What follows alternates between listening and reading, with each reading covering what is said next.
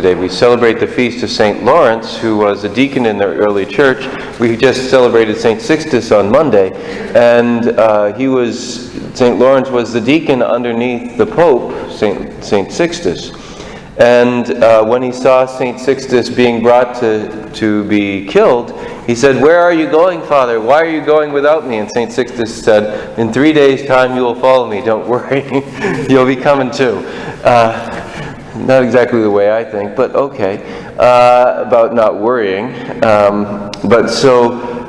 He took then the alms of the church and gave them out to all the poor. And the Emperor Valerian saw this and he says, "Ooh, I want to get the riches of the church." And so he brings him in and says, give me the treasure of the church. And he says, "Okay, but it'll take me 3 days to be able to gather it together." In his greed and his avarice, he's saying, "Wow, that much treasure takes 3 days to gather? Great, okay."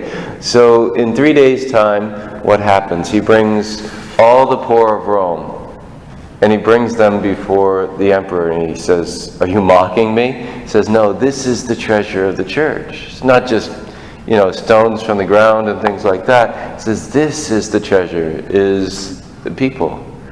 And the emperor is not amused. He doesn't take it for what it is, and he thinks he's being insulted, so he puts him through all sorts of torture and then ends up having him killed, being grilled slowly over a low-burning fire. And, of course, St. Lawrence has that great line, which is, even in the midst of all this, he still has this sense of humor. He says, "I'm done on this side, turn me over." We look at this type of courage, the fortitude that he had, to be able to endure, to be able not to be fearful of the future. Why? Because he understood this gospel. Unless a grain of wheat falls to the ground and dies, it remains just a grain of wheat. But if it dies, it produces much fruit. And in our lives, we may say we believe this, but do we really believe this? Because if we did believe this fully, we would have no fear.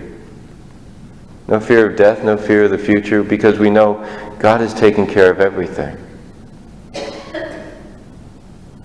Let us ask our Lord for that faith, for that trust, for that fortitude, that we can know